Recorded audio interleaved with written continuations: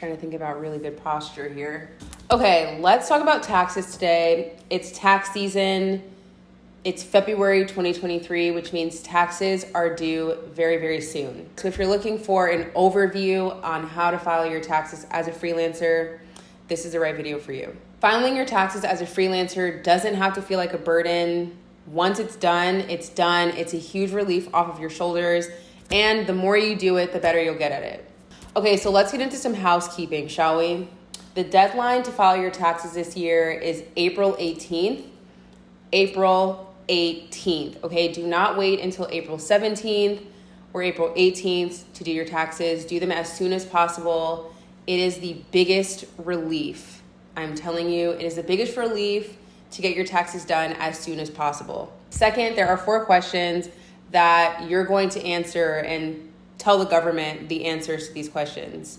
The first is, did you make more than $600? The second question is, did you pay someone more than $600? The third question is, how much money did you make overall? And how much money did you spend overall? These are questions that you're going to answer in a series of forms that we'll get into later in the video.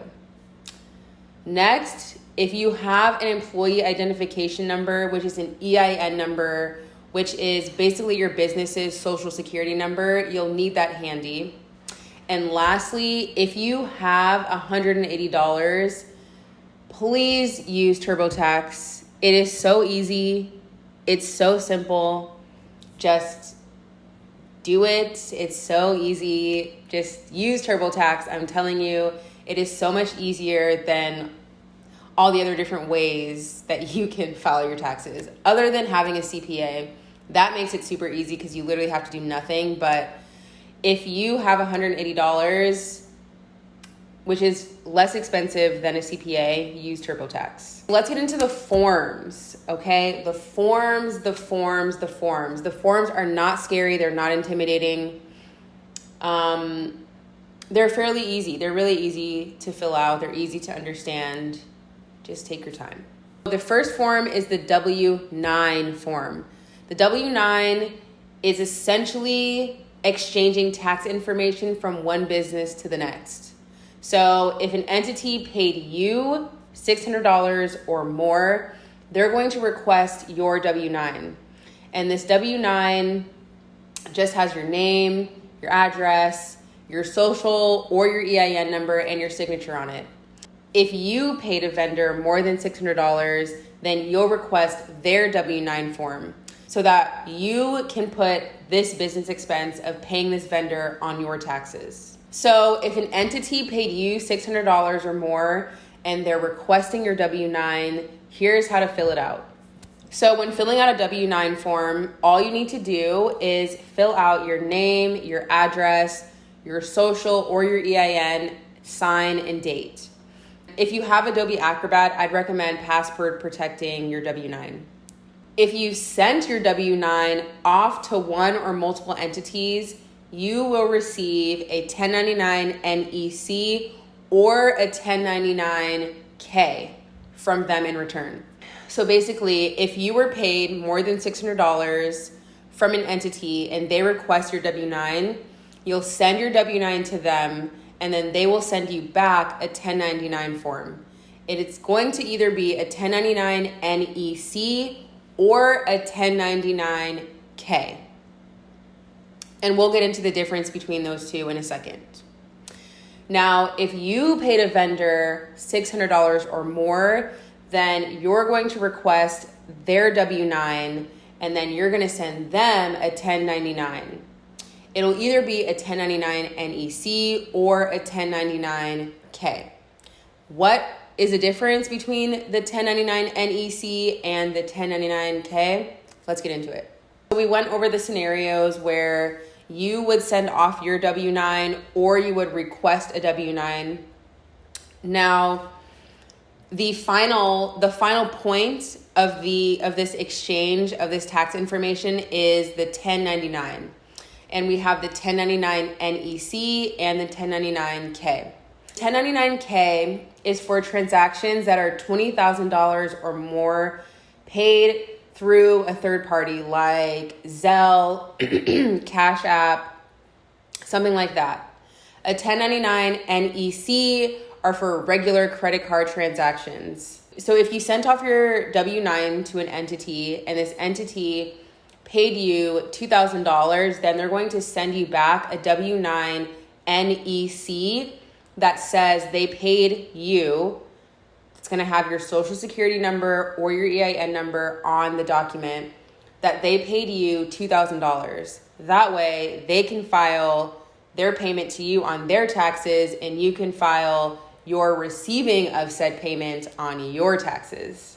Important to note about the 1099, and this is starting this year, so starting January 2023, anyone who receives a payment from a third-party app like Cash App, Zelle, Venmo, starting this year will have to file a 1099-K next year in 2024.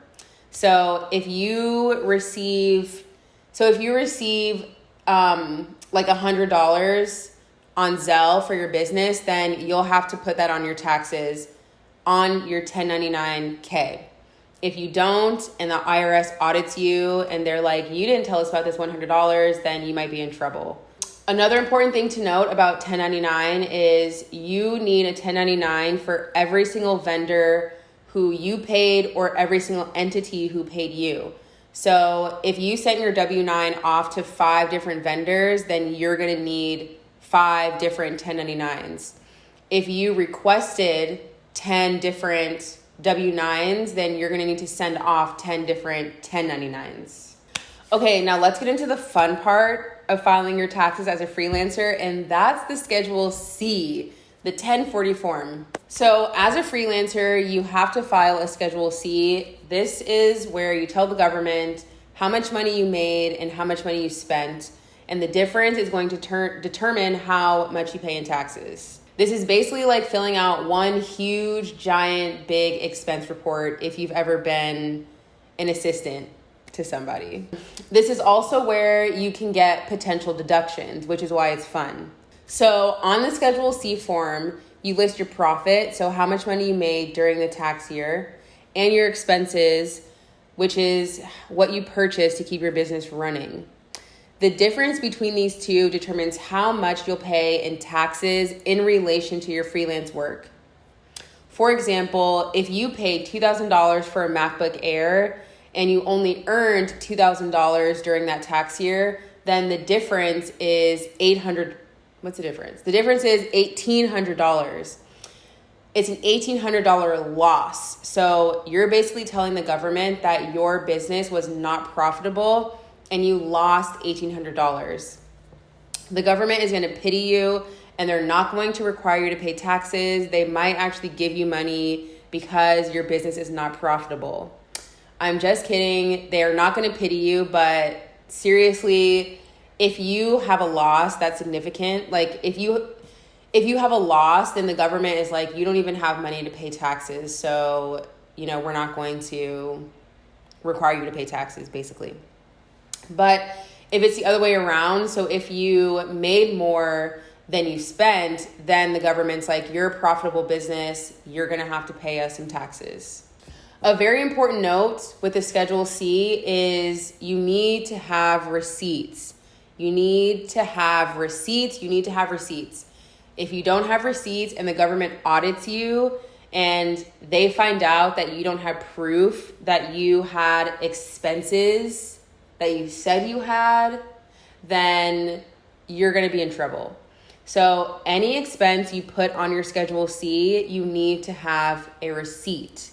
And you need to keep the receipt for up to 7 years because the IRS can audit you for up to 7 years. Let's say you bought a MacBook Air and you don't have the receipt, and the government is like, oh, we're going to audit you, 5 years from now, and you don't have the receipt, then I don't really know what can happen. This has never happened to me, but it's probably not good.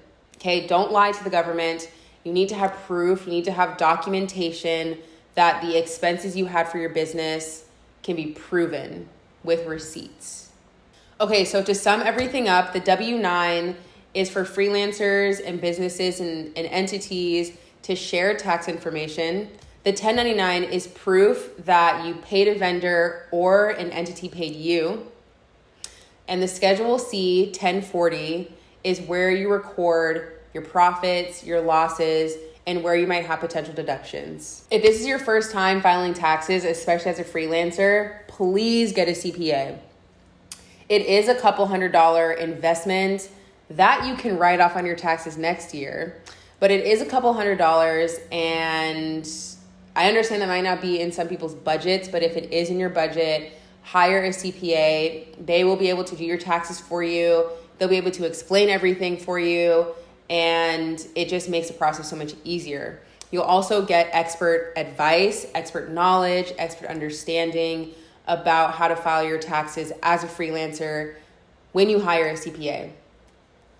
If hiring a CPA is not in your budget, and if you have $180, TurboTax, okay? Use TurboTax.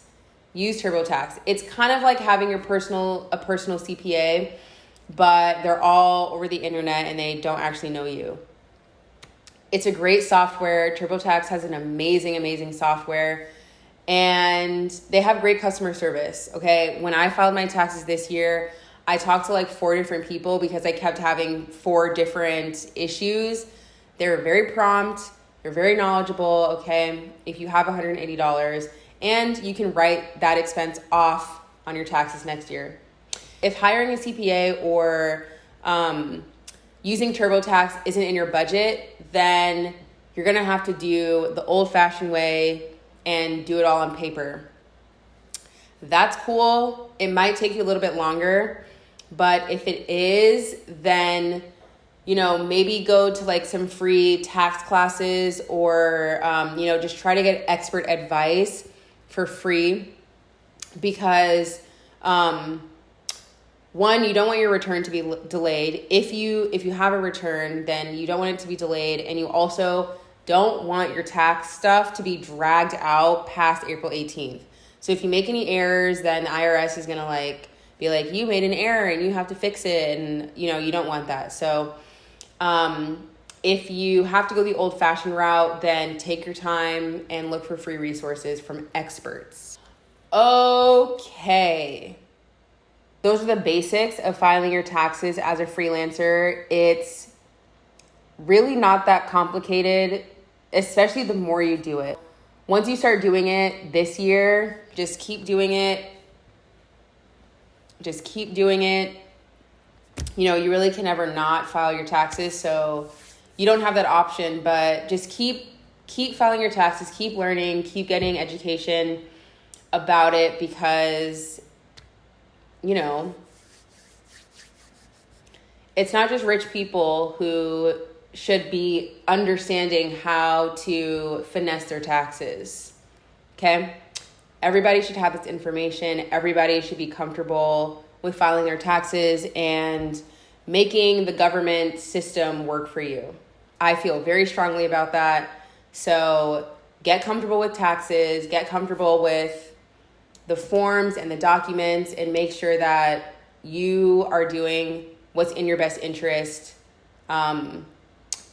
Just make sure you're doing what's in your best interest. Make sure that the way you're filing your taxes gives you the most money.